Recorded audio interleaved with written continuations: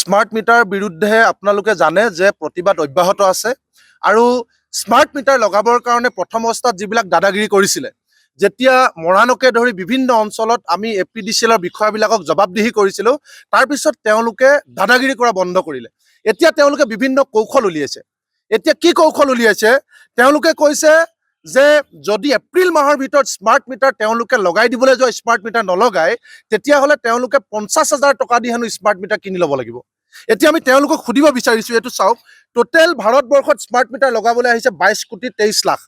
তাৰে আজি 3-4 দিনৰ আগত ৰাজ্যসভাত ইয়াৰ শক্তিমন্ত্ৰীগৰাকীয়ে তথ্য দিছে, গোটেই 22 কোটিৰ ভিতৰত ভাৰতবৰ্ষত লগাইছেহে মাত্ৰ 99 লাখ। 1 কোটিও নহয়। 22 কোটিৰ ভাৰতবৰ্ষত 1 কোটিও লগোৱা নাই। তেতিয়া আমি এই APDCL বিষয়াবিলাকক সুধিব বিচাৰিছোঁ, এপ্ৰিল মাহৰ ভিতৰত গোটেই ভাৰতবৰ্ষত বাকী 21 কোটি লগাব পাৰিবনে? যদি 21 কোটি লগাব নোৱাৰে, তেতিয়াহ'লে অসমত কোন অফিচাৰে তেওঁলোকক এই অৰ্ডাৰ দিছে যে জোৰ জবৰদস্তি লগাবই লাগিব, নলগালে ফাইন লগাব? কোন মূৰ্খ বিষয় ইয়াত আছে? তেওঁ ওলাই আহিব লাগে। তেওঁক আমি কাণত ধৰি সুধিম, কোনে তেওঁক এইটো অৰ্ডাৰ দিছে। তেওঁলোকৰ কিবা ন্যূনতম মানুহৰ প্ৰতি দায়বদ্ধতা আছে নে নাই? দ্বিতীয় কথা, আপোনালোকে চাওক যে আমি কিয় স্মাৰ্ট মিটাৰ বিৰোধিতা কৰিছোঁ, যে স্মাৰ্ট মিটাৰ উত্তৰ প্ৰদেশত লগাবলৈ আহিছে 3,09,78,280টা। তাত কেৱল আজিৰ দিনটোলৈকে, আজিৰ তথ্য আপোনালোকে টাইমটো চাওক, আজিলৈকে কেৱল 23 লাখ লগাইছে।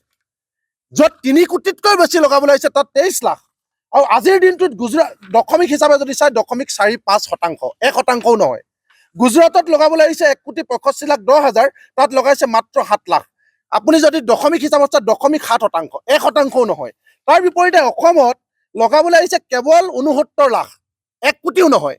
তাত 69 লাখ লগাবলৈ আহিছে, তাত লগাই দিলে প্ৰায় 32 লাখ। চাওক, 31,75,000। তোমালোকৰ উত্তৰ প্ৰদেশত, যোগী আদিত্যনাথৰ উত্তৰ প্ৰদেশত 3 কোটি লগাবলৈ আহিলে তাত তুমি 23 লাখ লগাবা। গুজৰাটত 2 কোটি লগাবলৈ আহিলে 7 লাখ লগাবা। আৰু অসমত 1 কোটিও নহয়, 69 লাখ লগাবলৈ আহিছে, তাত 32 লাখ লগালে। তাৰমানে স্মাৰ্ট মিটাৰ নিজৰ জেগাত কিয় নলগায়?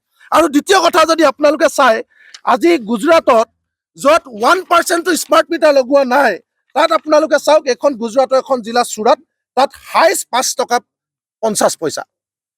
1% স্মাৰ্ট মিটাৰ নলগোৱাকৈ 5 টকা 50 পইচাত প্ৰতি ইউনিটত বিজুলী দিব পাৰে।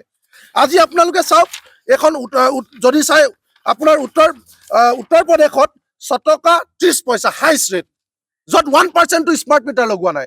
তাৰপিছত প্ৰশান্ত ফুকনে কয়, এজন বহুত ডাঙৰ চাইণ্টিষ্ট, তেওঁ কয় যে এইটো হেনো চেঞ্চিটিভ, মানুহৰ চুৰি ধৰিবৰ কাৰণে, লোকচান ঠিক কৰিবৰ কাৰণে হেনো স্মাৰ্ট মিটাৰ লগাইছে।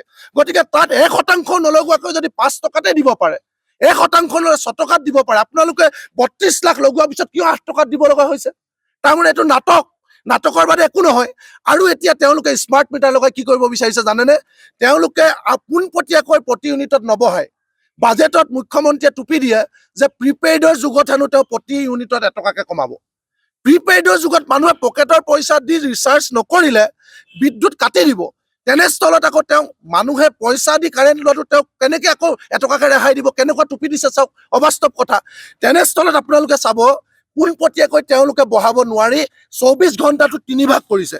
আটাইতকৈ স্পষ্ট কথা যে দুখীয়া দৰিদ্ৰ জনগণৰ তেজ শুহি খোৱা এই ডকাইত ৰূপী স্মাৰ্ট মিটাৰ শীঘ্ৰে বন্ধ হ'ব লাগিব, তাৰ গত্যন্তৰ নাই। পুনৰবাৰ আমি এই কাৰ্যসূচীৰ জৰিয়তে এইগৰাকী দাম্ভিক অহংকাৰী স্বেচ্ছাচাৰী মুখ্যমন্ত্ৰী ডক্টৰ হিমন্ত বিশ্ব শৰ্মা ডাঙৰীয়াক আমি সকিয়ানি প্ৰদান কৰিছোঁ। যি পৰ্যন্ত এই আমাৰ তেজ শুহি খোৱা স্মাৰ্ট মিটাৰ বন্ধ নকৰে, সেই পৰ্যন্ত কিন্তু আমাৰ এই আন্দোলন ক্ষান্ত নহয়। আমি সমগ্ৰ ৰাজ্য জুৰি এই আন্দোলন আমি তীব্ৰতৰ কৰি তুলিবৰ কাৰণে কিন্তু আমি বদ্ধপৰিকৰ। আৰু এই কাৰ্যসূচীৰ জৰিয়তে এইগৰাকী শক্তি মন্ত্ৰী প্ৰশান্ত ফুকনক আমি এগৰাকী বহুৱা মন্ত্ৰী আমি আখ্যা দিছোঁ। আৰু তেখেতৰ এই বহুৱালি বন্ধ কৰিবৰ কাৰণে আমি দাবী জনাইছোঁ। তেখেত যেতিয়া বিৰোধী আসনত অধিষ্ঠিত হৈ আছিল, অত্যাৱশ্যকীয় সামগ্ৰী ৰোধ কৰিবৰ কাৰণে তেখেতে কিন্তু বিভিন্ন ধৰণৰ কাৰ্যসূচী ৰূপায়ণ কৰিছিল। আমি লক্ষ্য কৰিছিলোঁ, গৰু গাড়ীত তেখেতে চিলিণ্ডাৰ ওলমাই প্ৰতিবাদ কৰিছিল। আৰু সেই একেগৰাকী প্ৰতিনিধিয়ে কিন্তু এইখন বিজেপি নেতৃত্বাধীন চৰকাৰৰ শাসনৰ সময়ত বৰ্তমান তেখেত এগৰাকী দায়িত্বশীল মন্ত্ৰী শক্তি বিভাগৰ।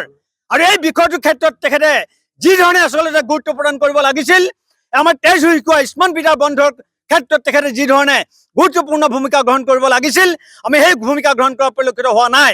সেয়েহে আমি প্ৰশান্ত ফুকন ডাঙৰীয়াৰ লগতে মুখ্যমন্ত্ৰী ডাঙৰীয়াক আমি সকলো প্ৰদান কৰিছো যে শীঘ্ৰেই আমাৰ তেজ হৈ খোৱা স্মাৰ্ট মিটাৰ বন্ধ কৰক, অন্যথা কিন্তু আমি অনাগত দিনত ইয়াতকৈ কিন্তু অধিক গণতান্ত্ৰিকভাৱে আমি আমাৰ আন্দোলন তীব্ৰত কৰি তুলিবৰ কাৰণে বাধ্য হ'ম আৰু তাৰ ফলত ভৱিষ্যতে উদ্ভৱ হ'ব পৰা যিকোনো পৰিস্থিতিৰ কাৰণে কিন্তু হিমন্ত বিশ্ব শৰ্মা আৰু তেখেতৰ নেতৃত্বাধীন এইখন বিজেপি চৰকাৰ কিন্তু জগৰীয়া হ'ব।